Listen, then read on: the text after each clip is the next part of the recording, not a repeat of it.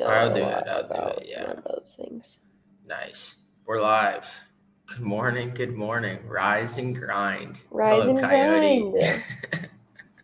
Rise and grind from the Western Hemisphere.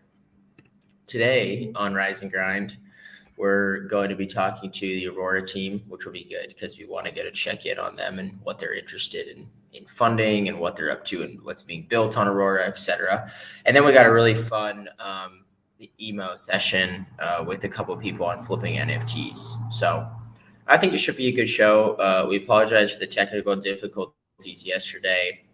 Basically, what happened was I wasn't aware of the fact that I had a VPN up, and so the VPN was blocking my stream. Yeah. All right. So news of the day.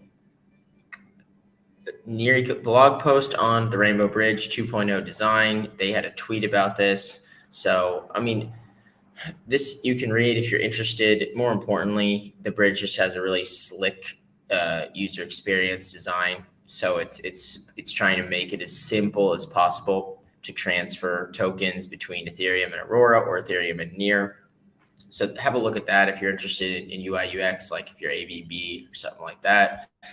Um, Near Core 1.22 has been published on GitHub. So that's basically what Sharding will be on mainnet. So it's out, it's open source, it's available.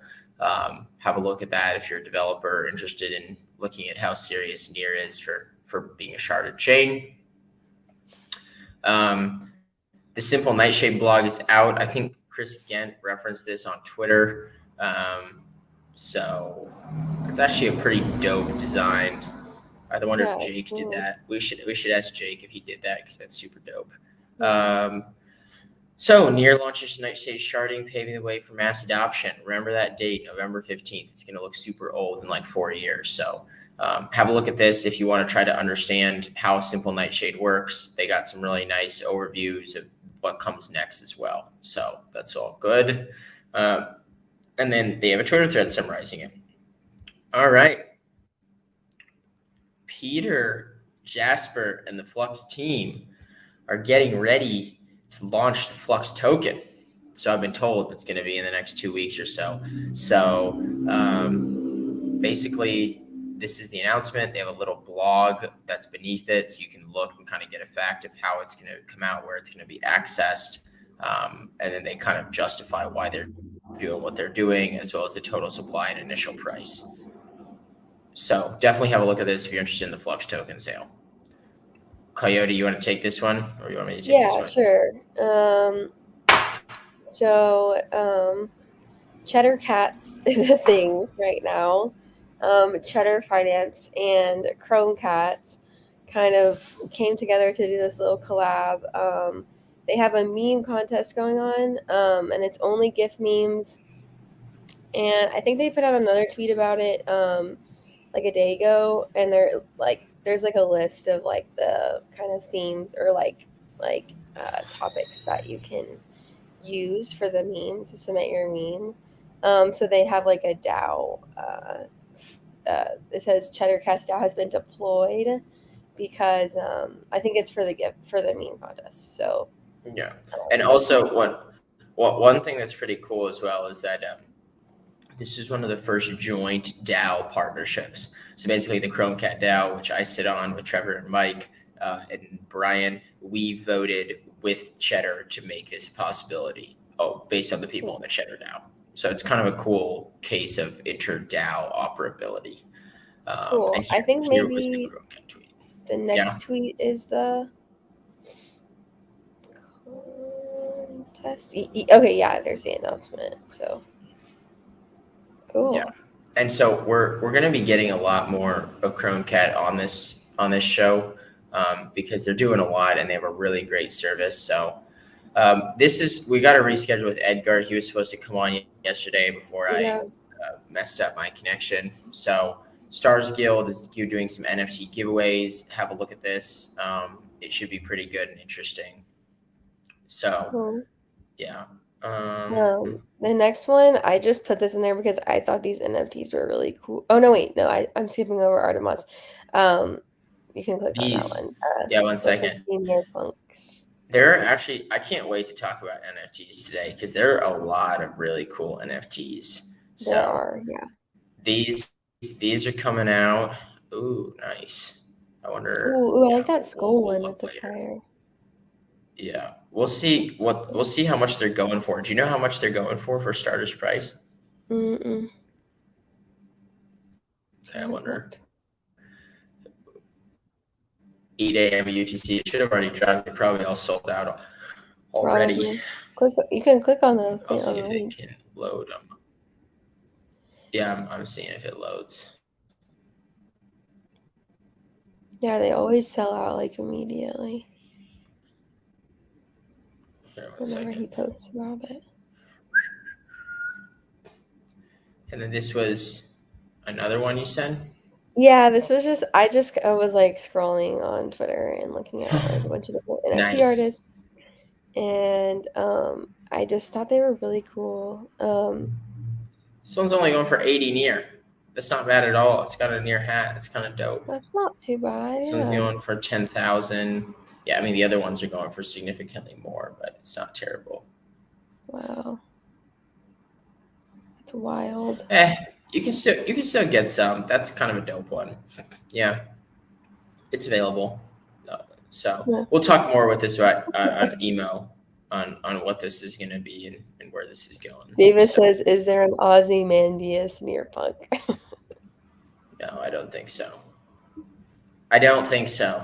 All right, Nah. this is cool though. I mean, it might be time to snag some of these up. Just because we'll ask ABB about this. So these are the ones that you thought were cool. Yeah, I don't know. I just thought it was like a really cool style of art. The artist is Fiction Spawn. They're the creator of an NFT card collecting adventure game called Hunt for the Lost Crypto Cubes, which actually was one of the the hackathon. Sorry, there's a train by my house. It's kind of loud. No, Um, it's all good. one of the hackathon winners. So yeah, I just thought their art was cool. I was like, dope. It's like It a really reminds me. interesting style. Yeah, it kind of scares me to be honest. I don't know why, Yeah, but it's kind of it's kind of, freaky, but it it is still looks good. So kind of spooky. Yeah. all right. State of the art. This was also on Twitter with Near Week. This came out. This was a thing. So that's an interesting NFT platforms come alive with the audience mediators through creativity. Click to enter soda.xyz, and then they have the info on the thread. So it's an interactive space, provides user experience for art connoisseurs and gamers of the Nearverse. NFT curated to improve presentation of the specific piece. Curious. Yeah. Cool. And it's the Swagger DAO and Near Week people coming together to do a collab. It's what Yes, that's right that here what Frederick they're talking and about. very So, cool. okay, there's a lot of news. So, we're going to now move to the Aurora stuff before we bring on Anton to talk more sophisticatedly with Aurora. So, there is the Aurora IDO, the Happy token, I believe. Oh, it's Aurora. Never mind. It's not Happy. Sorry. Yeah. The Aurora token is on available on Skyward. So that's free. That's cool. If you want to get in, Skyward does this no front running automatic rebalancing, so you can participate. Trisolaris liquidity mining incentives. We brought that on a couple weeks ago. They're live now, so you can yield degen yield as much as you'd like for Trisolaris, the first DEX on Aurora. Nearpad is having a sale of Moda. It's cool. I mean, it's early days of this ecosystem, and there's a lot of stuff happening. So it's a nice place to kind of have a stroll around and see what's coming on. Unique One brings an NFT Galaxy onto Octopus Network. Oh, okay, we can't see that tweet, but Weird. that's an I interesting one. just put that on there. I just put that on there last night. Yeah. And then Rose is launching their first stable swap product live on Aurora. So RoseFi is to use stable swap wrapped assets exchange on Aurora. It's pretty cool, actually. Yeah, it is cool. It's a nice UI UX. Yeah, it's very nice. Very nice. It's Awesome. pretty. Well, cool. Any other news you want to talk about before we bring on our guests for the day? No, I know there's some other stuff, but it can wait till tomorrow. Okay, cool. Should take this off. Well, today we have Anton from the Aurora team. I don't know if Rim wants to jump on, but we have Yeah. Anton from the Aurora team. He's here. He's available. Rim, do you want to jump on? Yeah, I just messaged her. Yo, Rim. Oh, there she is. What's up, guys? Are we rising and Hi. grinding? We That's are. something like that. Something like that. I figured out what happened yesterday was my VPN was on and blocking. And so like we legit got on with Sue, and then he was on and nothing came because of my VPN. So anyway, yeah, boomer move. Anton, welcome to Rise and Grind. Can you hear us okay? Hey, yes, I can hear you. Hopefully you can hear me well as well. Yeah. I will have my connection sorted out later today, but unfortunately it was not able, it wasn't possible to sort it out before our chat, so I'm without video, unfortunately. No All good. worries. We can No. hear you all well. Happy to have you on. That's the important bit. Thank you. Happy to be here. So thanks for jumping on, Anton. I think people are really interested in kind of unlocking what's underneath this black box of Aurora and you know what's building in Aurora and how things are developing with Aurora. So maybe just to start, can you maybe just give a little bit of background to people who don't know about what is Aurora? We like to keep it simple so that if new people come on and watch the videos, then they have an idea of kind of like the basics. So maybe just to kick it off in 1 to 2 minutes, what is Aurora and why is Aurora a good product for the Near ecosystem and the cryptoverse right now? Sure, of course.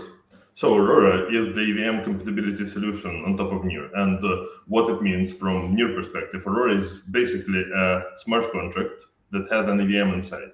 We also have Bridgen, as you mentioned, the updated Rainbow Bridge earlier in the call, and we thank you. And we also have relayers that provide you the traditional Ethereum interface that you would expect. And yeah, that's in a nutshell, that's what we do. It's not a sidechain, importantly. Everything that happens on Aurora is written into Near blocks. So it's, yeah. So, you know, in the beginning, with all of these roll-ups and sidechains, there was a bit of maybe on Twitter you caught this, there was a bit of a kind of terminology debate about what is an L2, do roll-ups count as L2, whatnot. Would you have something quickly to say about Aurora? Yes. Is Aurora an L2? So that's a tricky one. So when you describe it to the person who is not very familiar with the whole Ethereum scalability world, we usually simplify it and say that we are an L2. But if you look in more details, we are L2, but on top of Near. And generally, so to be a legit L2, you have to be on top of Ethereum, but it's only doable if you're a roll-up solution. Right. So technically not an L2, but in any case, the point is that it works as a scaling solution for Ethereum. Yeah. So our main goal, here with all that, our main goal is to provide the 100% uncompromised Ethereum compatibility, and for users and for developers to also not feel anything like any nuances that differ us. So from this comes a bunch of technical decisions that were not trivial to solve, but that we decided to go with, starting with having ETH as a base token. And so for instance, if you're a developer and you have an existing Solidity contract or whatever, you just change the network that you're deploying to, and that's it. You deploy and you take it from there. Of course, there's like a lot of nitty-gritty details, a lot of them under the hood in Aurora. But for its developer experience for us is as important as user experience. Yeah. So just to clarify here, though, about what that means. So that literally means that if I'm a developer, it seems, looks, and feels exactly like Ethereum, even though, as you said before, it runs on Near blocks. Yeah, more or less that. I mean, of course, there's like speed changes differences in execution speeds, etc. Zero gas fees and all the good things. But apart from that, yeah, that's it. That's really cool. So in terms of where your team, I know a number of the guys on the Aurora team, and I think the team is absolutely stacked with just talent and personality across the board. What is the focus of the team these days? So like what's the objectives, the priorities? Are you trying to grow the number of developers in the Aurora ecosystem? Are you finalizing any technical aspects of it? Where's the bulk of the energy going across the team these days? Yeah, everywhere, literally everywhere. So we're like, as you mentioned as well, we're in early days of the project. Kind of, we have a big pipeline and a plan of projects to launch. At the same time, we still do, of course, uncover something that require attention, require immediate actions and fixes, etc. We also to the level. So, for instance, one of the more known issues that was that started appearing once we had started having live project was the error of maximum gas fees that comes from the way that how Aurora is integrated with Near. And the first round of improvement went live with the recent Near core update. So we expect to see much less of those. And the work on improving this also continues. Apart from that, we're working on, like, for instance, in my team, we're working on, a bit of context about myself. So I am leading the apps and partners team and we're making sure that all the integrations that we were bringing on board have a good experience and support and are integrated fine. We're also making sure that all the applications, as I mentioned, the developer experience, that all the applications have great time integrated. Of course, that's not always the case, but like it gets better and better over time. And apart from that, we're also working on improving our relayer, and the relayer is the way that we provide the Ethereum RPC interface. So we will be launching WebSocket support shortly. It should hit the testnet this week, and we will also add the support for debug tracing that's only available in Geth, but is critical to have for being able to see the internal transactions. Not to bother you too much with those details, but it's very important for explorers as well as for developing new stuff and not just porting what you have on Ethereum. Okay. And apart from that, the integrations mainly. So for us, the focus is to launch all the key integrations as soon as possible together with other projects. Do you think you could mention a little bit? So I have two questions.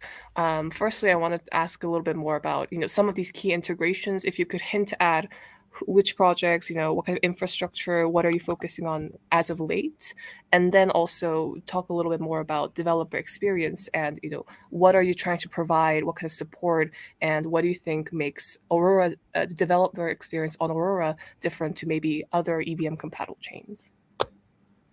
Sure. So among the bigger integrations that we already announced and that I can talk about are EtherScan and Chainlink. Both are in progress. For EtherScan, to complete the integration, we need to complete the debug tracing API that I've just mentioned. And as soon as it's done, I think we will be able to complete the EtherScan as well. With Chainlink, we're also working on the integration, and yes, the indexer will be live very soon as well. Nice. So that's that. In terms of developing or deploying to Aurora comparing to others, that's a good question. It really depends from on the perspective, because for instance, some of the projects literally go everywhere, and that's a fine strategy. There's nothing wrong with it. But some projects pick particular solutions, also usually depending on the tech, right, and the legitimacy behind it. So that I think that in a longer run, so let me rephrase that. So one of the things, like, I truly believe in our particular approach, and one of the reasons why I do that is because we don't really take any shortcuts. That introduces us to a completely different field of rakes, of our own rakes, because we're more or less building everything from scratch. But the goal behind this is to, in the end, having the Ethereum scalability solution that is truly scalable on its own. Because it's really easier to go to do shortcut, like for instance to use gas or stuff like that, and just Right. at some point you will hit absolutely the same issues that Ethereum has, and it's like, from that perspective, not really easily solvable. I don't see a way to do that. So yeah, our goal is kind of together, like the longer term vision as well, not just the low hanging fruits. Yeah, absolutely.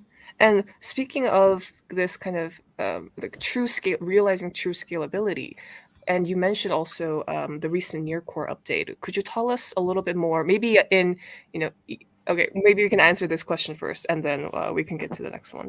Yeah. Because someone is asking, when can we try the BSC to near bridge? If you know a little bit more about on that front. Yes, we should get it on testnet available next week, I believe.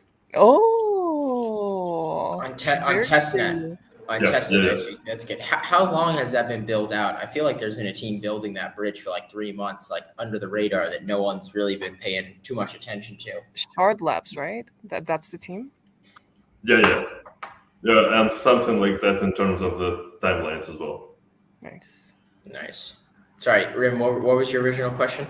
Oh, I was going to ask because you were talking about the near core update recently and also scalability. Could you tell us a little bit more, and maybe in simpler terms for non-technical audience as well?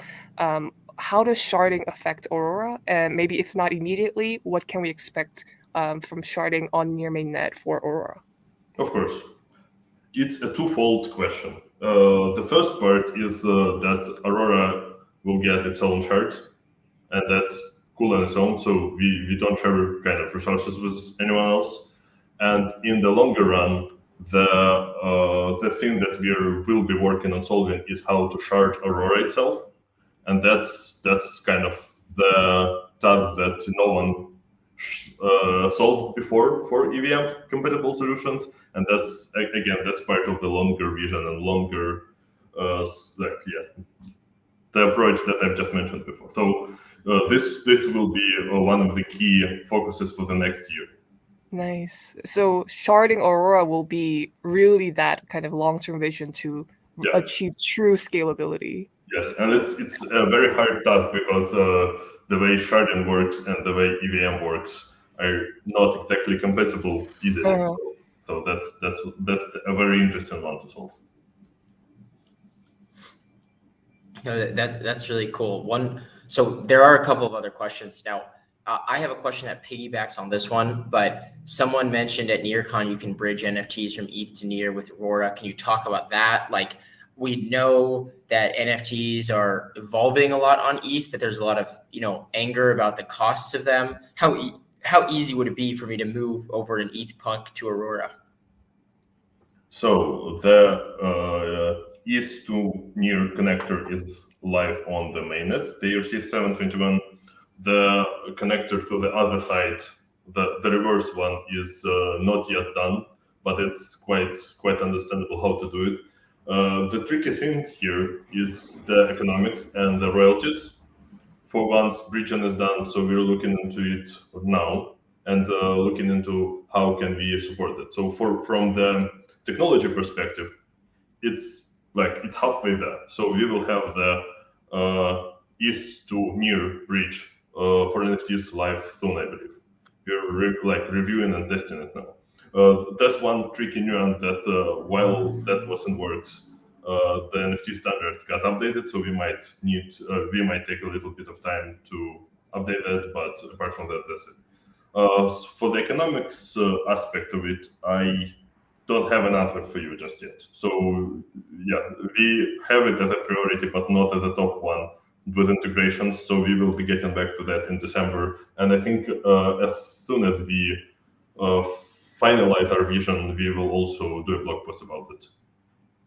Cool. And then to kind of follow up on that question, I know a lot of people are wondering, there's a lot of discussion about Aurora and its communication with Ethereum. What about Aurora communicating with near native dApps and applications? So is that something that is cheap? Is it quick? Is it easy? Is there a clear pipeline set up?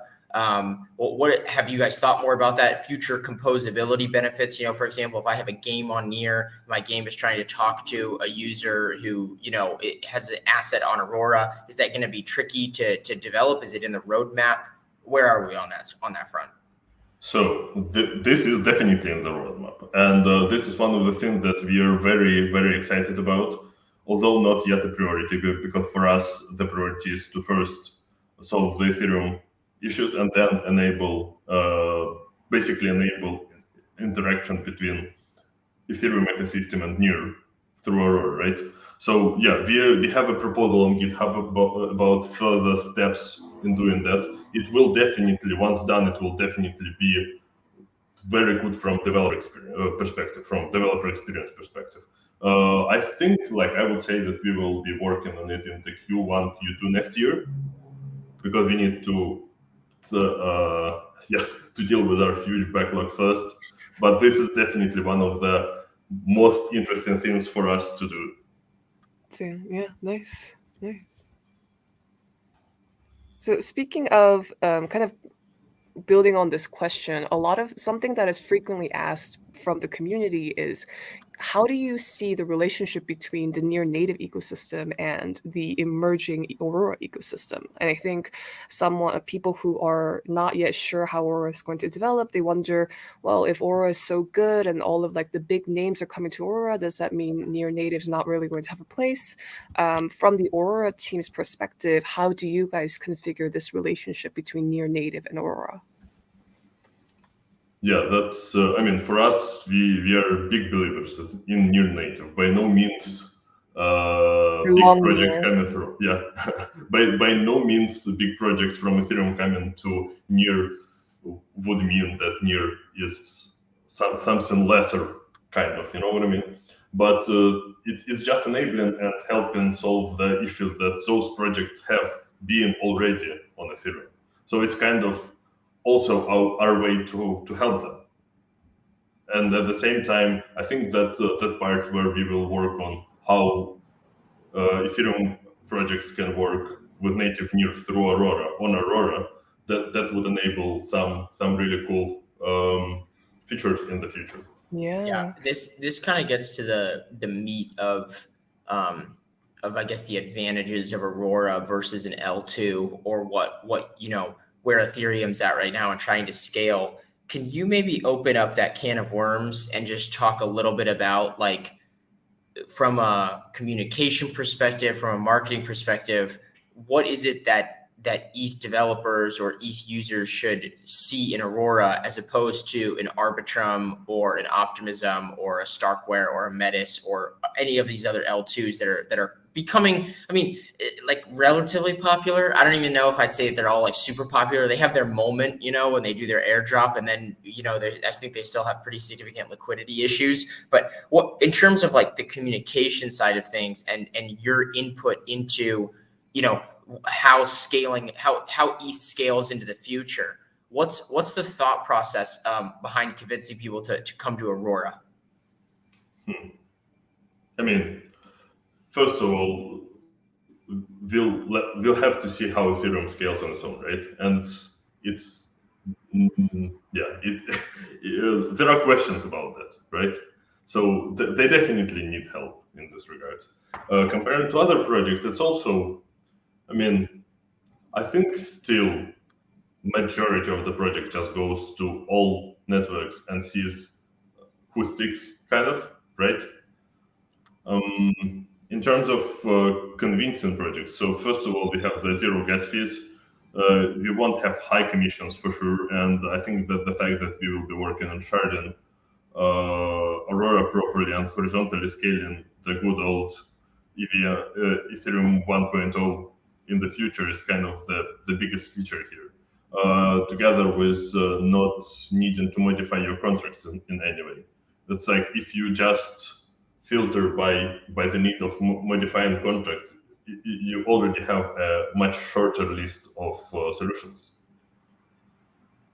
Apart from that, it's really like, of course, like some projects have benefits, some like there's different visions, and it often it's really up to developers what technology they prefer. And I think that a very big chunk of developers that choose Aurora are choosing it because they love new.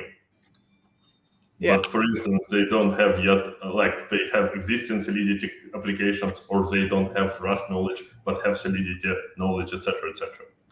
The others, I think, like, yeah, we also offer grants and stuff like everyone does similar things in this field, you know. It's also, of course, the matter of users using those applications. Yeah. But that's also up to incentives those applications provide. So more you will hear, read, and see much more about it in the coming 2 months, I would say, from our part. Can't elaborate further, unfortunately, yet. I think something that, often when I go to these Aurora live streams or AMAs, that Alex, I mean, he gets this question all the time, and like comparing Aurora to other rollups or L2s. And I think sometimes the point that he makes is that we are not expecting devs to choose one over the other. Often they're going to deploy on all of them, and why not, right? If that means more users and they're all easy to deploy on, then why not consider Aurora along with all of these other rollups? Yeah, I agree. It's also like the market is so big and grows all the time. There's plenty of space for everyone. Yeah, exactly. So maybe asking a bit more of your personal expectations for the future Aurora. What kind of project or maybe infrastructure do you wish someone would start building if they haven't yet on Aurora? Like, what would you like to see? Yeah, I've been thinking about that myself a lot recently, particularly in the light of the hackathon that will happen soon, and Aurora being one track of those. So we're working on doing tasks for the hackathon from our side. But generally, we are the infrastructure project, so we want everyone to come. In terms of building new things, that's kind of I think that at this point, with the state of Ethereum ecosystem, it often boils down to projects that have innovation coming to us, and we have a few of projects that say that like and work on stuff that wasn't there before. Mm-hmm. So we'll share more about that when they are comfortable. But in general, yes, it's like the ecosystem is already very big. There's like all kinds of applications. There's of course always room for innovation, but it's more up to the developers themselves. And I'm really happy to see developers already approaching us with these kinds of applications that are still in works, that are innovative, but they want to go live on their own. Yeah. You were talking about incentives and grants earlier. Is there something you want to, address to developers if they're watching, who are interested in maybe building on Aurora or looking into scaling solutions? What would you say is something that the Aurora team can support with, or maybe Near Foundation can support with? Yeah, so we have all types of grants and programs and all that stuff. We will be also launching our own Aurora program finally, with the liquid token and stuff like that. Before it was always Near Foundation and Proximity. But I mean, in general, the best approach is to hit me up, and we will, like, if you're already working on a project or you have something existing, hit me up. We will set up a group and we will take it from there and see what we can do. Do you want me to plug your Telegram handle, or should they email you? Yeah, go with Telegram. It's already it's already unsalvageable. So All right, you can, if you're a developer and you know how to code and you're interested in building Aurora, hit up Anton on Telegram. Yeah. So kind of just to wrap up, Anton, where do you guys hope Aurora's at in about 6 to 8 months' time? In terms of your current development trajectory, is there any internal milestones for what's onboarded to Aurora by that time? How many transactions are taking place, or where do you guys see this product in 6 to 8 months? In 6 to 8 months, I would expect all the major integrations to be live. That would enable any applications from Ethereum to deploy as well. So our infrastructure is improving every day as well. So I would expect us to hit the momentum very soon and to be in a strong, stable place. In terms of transactions, tough to tell, but whatever you would expect from a very mature by that time L2 project, kind of. Cool. Rim, anything you'd like to add on this front to inquisitive about where Aurora's at and what they're going to be up to? I mean, I think that's pretty solid. We see where it's at right now, what the latest update is, where we are headed to in the next 6 to 8 months. Maybe if you want to give a little information to people who are watching, you mentioned earlier that developers can always contact you on Telegram. Is the Aurora team hiring?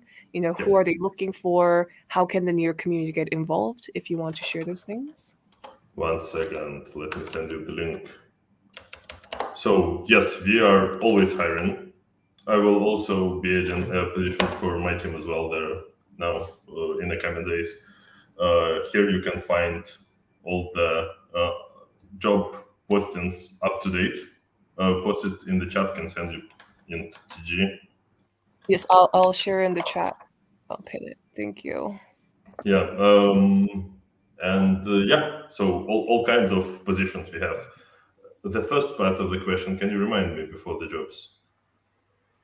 The first part, are you looking? What kind of positions are you looking for? Yeah, so you can find out there. It's anything from BD to Rust engineering, all kinds. Cool. And is there any support or role that the community can play? Are you to build an active Aurora community? Are you looking for moderators, anything like that? Yes. More about that soon as well. We are updated.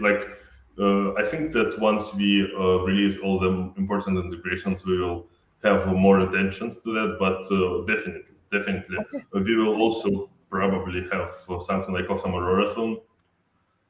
And yeah. All right. Thank you, Awesome. Anton. Thank you so much, Anton, for jumping on. We'll love to follow up on Aurora's development in the coming months. And it's good to be here early for what Aurora is going to turn into in the next couple of years. So keep doing the great work you're doing and send our regards to the rest of the team. Thank you very much. It was a pleasure. Yeah. Thanks so much. Bye. All right. So I don't know if all the guests are here yet, but we have a couple of people. Ethan has been added to the show. Who else is supposed to join us for the next segment, Rim? Well, AVB and Josh were supposed to be here, but maybe I don't know what's happening. But you know what? The three of us, we can banter, we can shit talk. Like we can fill up some time. We even got Joe here if he wants to jump on. Hey guys. You mean Sue? Oh, Sue. Oh, sorry. Doxed. Hey, Ethan, how's it going? Hey. Ethan sells below the floor. Nice to see you on here. Hey, really tired. Had some nightmares about my lost mints. So nice. So what I guess the topic of today was we were going to talk about flipping NFTs and NFT artwork NFT journey. Yeah, the DGen NFT journey, which is actually something like that you would expect, like a paper in digital sociology to cover in like 15 years, right? It's like an analysis of DGen NFT, euphoric cycles or some bullshit like that, right? ABB is going to be great to add on to this, but Ethan, I know you've been active in flipping NFTs in a lot of different ecosystems, not only near. Can you kind of give us the basics of what the kind of approach to this is? What does it mean to be a DGen NFT flipper? Basically just losing money left and right is basically what it means. I mean, yes, I'm active, but not very successful. Let's just say that. Okay. Ethan, can you give us like a breakdown of how did you get started? Like, when did you get interested in NFTs? Where did you start? Because we know that we've mentioned this before. You're big on Solana NFTs. You were quite active there. Could you give us a rundown of like how do you start? How is it going? Yeah, sure. So the main reason I started like dabbling in Soul NFTs was because ETH is just like ridiculous. So I mean, I saw one guy, he was trying to mint a project on ETH, and he spent like $5,000 in gas during the mint, and then he like didn't get he didn't get his NFT because of gas wars. And so what happened was Solana very early on built their infrastructure for generative mints, and I mean, I guess it was kind of a good thing, like for a lot of artists, but uh, quickly I think that the it kind of became this weird like factory like setting where basically everyone is just like hiring a Fiverr artist for like $1,200 and then just making like millions. Like there's one project that made like 7 million when Soul was like $80, $110. And so I mean it's quite funny, I guess you can say. Um I think that a lot of the projects are pretty cool, and that's kind of why like I started buying them. I actually didn't really necessarily buy them to flip, although that's kind of like what it evolved to for me because that's just kind of like where Soul's at right now. And I guess like recently I kind of slowed down because it's so stressful. Because like if you look at your wallet, right? Like you might have maybe you have some like near, maybe you have some ETH, Bitcoin, maybe you have like some other like couple coins, maybe you're a Doge person. But like when you like look at your portfolio every day, some of those tokens go up, some of them go down, right? But a lot of them are correlated. With NFTs, it's like the most stressful thing ever because you have like 20 NFTs that you're like worrying about, like, oh, what's the floor price? So like you're sitting there on like three desktops, just like looking, oh, like what is the floor here? Like, have I made money? How much money have I lost today? And so it became like it's weird. I like the near ecosystem for NFTs because it's actual artists who are making money for themselves instead of like teams of anons just making like millions. So, I mean, I think there's pros and cons to that. I mean, I know a lot of people want grass generative NFTs, but I really hope that, we still keep our, I guess, hold our values true, like moving into that. Because Solana at this point, like I don't even mint anything. It's like hit or miss. I'm basically like almost everything you're just gonna lose money, and then that one project you're like, oh no, I'm not gonna mint that because I'm just gonna like basically burn money. You end up like 100xing. Can you give an example of that? Like some of the NFT projects, like can you describe what kind of artwork was it that you thought was going to do well, and then what was the one project that you're like, this is shit, but actually 100x? Yeah. So one that I thought was really gonna do well was something called Kami. It's spelled KAM1 .com. It's kind of like these anime weeb avatars, and I thought they were gonna be good because like it was really good art. And then you can mint like the males, and then they airdrop the females like a month or two later. It's like, oh wow, this could be really cool. Like I get a free waifu and everything. This is sick. Well, like I think I spent like I mean I don't know if the IRS is listening in, so if they are, it wasn't me, but someone I know spent like 10 soul, which is like pretty good amount of money on one, and now it's like worthless. So that was like that L. Um, Damn. and the one But that did you get the airdrop waifus? yeah, I got one. Like she has a bleeding nose and everything. It's pretty cute. Okay, so I want to share. I mean, I'm sorry. While No, you no. guys were talking, I just started buying NFTs randomly on RS. So Wait, I had to don't tell turn me it you on. skipped all the Nearpunks. No. I thought about it, but I was like, no, this isn't a good community move to buy up all of them and milk you guys. Oh yeah, So I know someone who does that with some skulls. Starting to no, really so piss I'm me just off. I'm just showing everybody like what this landscape looks like, and what's available. So if you're new to this space, Ethan, maybe you can just start by talking about like what do you look for here? Like, this is a new thing that's just come out. I mean, everything here is coming out like on the daily. I didn't see this yesterday. I didn't see these yesterday. These are new. These might have been around. These have been around for like 3 days. Is this a good sign that there's a lot of interest? I mean, some of these are kind of danky, weird, but cool at the same time. What are you looking at when you see this? When it comes to like Peraz, I'm just buying stuff for the artwork. Like I kind of like those clueless ones. They're like simple, they're kind of cool. I like things that are one of one because I don't want someone else having like my same artwork. Um, at this point right now, I'm just like buying stuff that I actually like to see. These are really cool. I like these.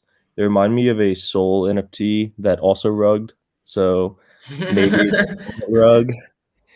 God, I mean, talking about this just reminds me of like all the L's I've taken. So yeah, these are really, really cool. I like the first Yeah. Underground number 14. Yeah, some of them are really interesting. So basically, is the logic here as a flipper, like, I mean, pseudo flipper, pseudo just like NFT interest person, is the logic here like you're just you find the art aesthetically appealing and you believe that it has long-term future value, so you're gonna get it now? Um, it really depends. The problem with like the long-term value is that you really have to find someone who also likes the art to resell it to. And that's why everyone was making money on Soul NFTs because it was more of like this weird bandwagon, like let's just jump on it real quick, and then you have like all these people who you can just sell to really quickly. So like most NFT flippers, like they're flipping in like a single day or like over a course of a couple of days, until everything just goes down. But again, like Peraz isn't really like that. Like the Near ecosystem isn't like that.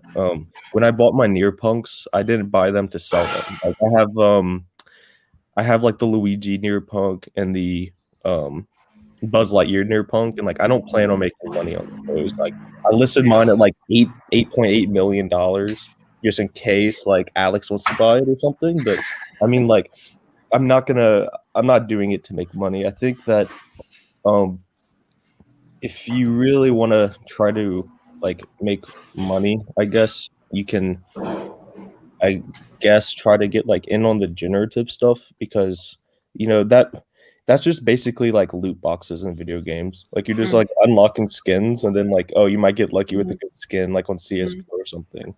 And so I think that that's where a lot of the money gets made. One thing I would like to see, and I think Skulls is pretty interesting, where you have like the corpse bin. I know someone who may or may not be in this chat who just keeps on buying all the green ones, and it's getting kind of ridiculous at this point. But that's really interesting, where you can actually um, kind of create like a DAO, either an actual DAO or like kind of just a community around the same profile picture NFTs. I think that that's kind of cool. And if you look at like Solana or ETH, that's kind of the NFTs that are the, I guess, most valuable are either well-known artists in the space who are selling their like NFTs for a minimum of like 5-10 ETH, or the really strong communities, so like Bored Apes or Mutant Apes.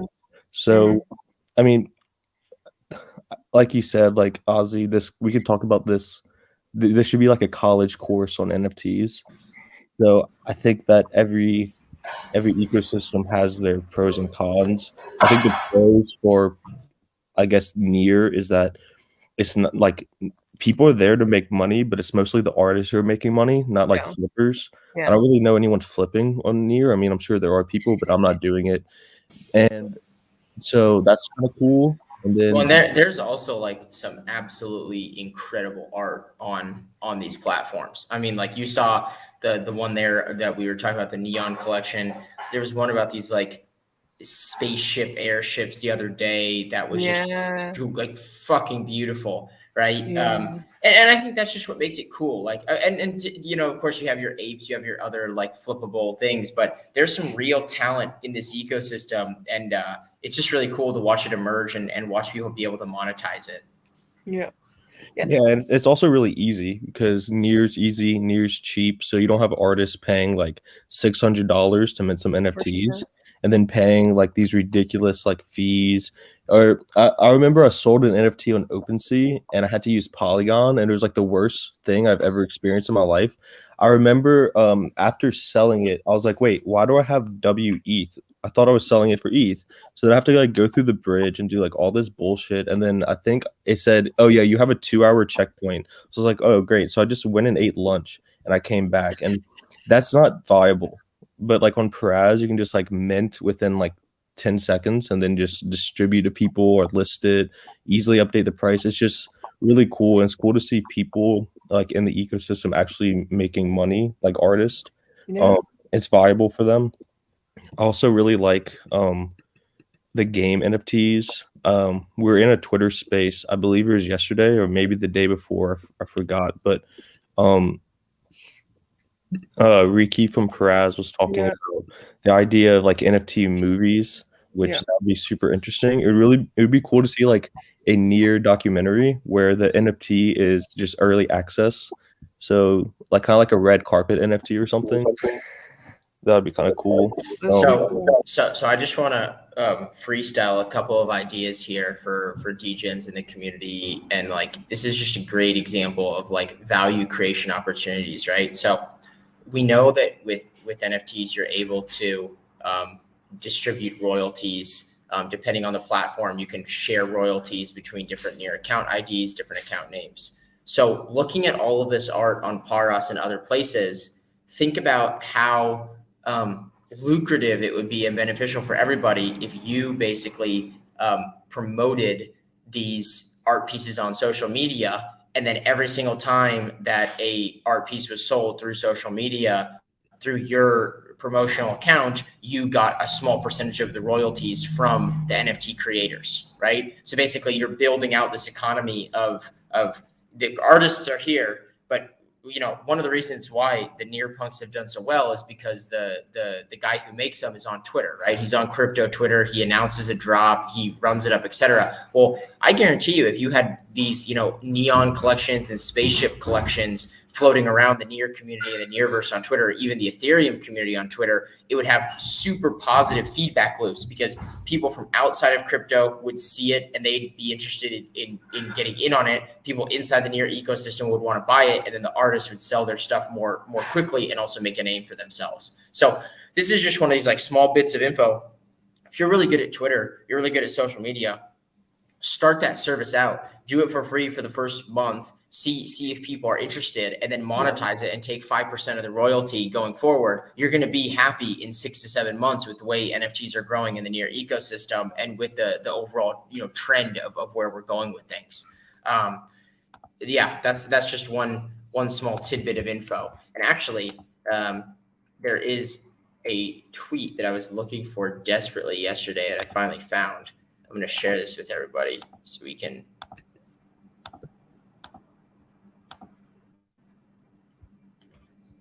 This is a great tweet. So, reminder, this is about NFTs, right? Where we are with NFTs. So collectibles, art, brands, culture, metaverse, off-chain assets, off-chain governance. We're here. It gives a 10-year perspective runway. Maybe it'll go faster, maybe it'll go slower, but this is the point of all the things that are going to have to go through this, right? It's a totally new way of looking at value in our economy. So just want to drop that. We already have like McDonald's minting the McRib, which is like major like alpha play there. We have like Neopets that just launched like a Neopets metaverse. Neopets. Yeah, like I miss the mint and I was kind of mad, but at the same time, it's like I said that about everything and then I just get rugged, so maybe it's a good thing. Yeah, I saw another really, really funny tweet. Are you familiar with like the Drake tweet? Like where he's like in his puffy jacket. He's like, no, I don't want that. And then like the meme is like the next one, he's like, oh yeah.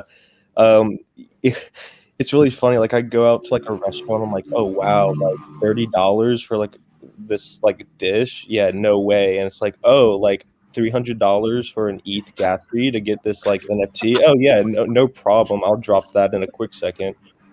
Yeah, I mean, speaking of like Twitter, I think a good example of getting people from outside of an ecosystem into your ecosystem through NFTs, Tezos did this really, really well, where they have some amazing artists on Tezos, whatever you want to call it. And like so many people have like moved over there, and same thing for Avalanche because they have some actually pretty interesting NFTs with some really cool artists. So it'd be cool if we could do that with Near. And I also linked in the private chat a really cool NFT from someone called Kate the Curse Near. Let me see. I really like their NFTs. They're a little bit pricey for me. Well, I say that, but then I go drop like 6 SOL on NFT. Oh, But this is nice. Can you share this screen? I just shared it in the. Oh, sorry. I really want the one that's $11 million, but I don't know if I really have that money right now. I'm gonna have to check my wallet. You don't know if you have 11 million. That's yeah, I remember those days. What did I do with my $11 million again? What yield pool is it in? Oh yeah, I lost it in a boating accident. So This is the one that Ethan was talking about, by the way. Kate the Curse Near. This is pretty cool. I like this. Nice. yeah, I'd like to see like other types of NFTs. Audio NFTs would be interesting. Yeah. Something like OnlyFans with NFTs. Sure. Not like OnlyFans per se, but like the whole idea of I guess what you would call limited access. I don't Sure. know.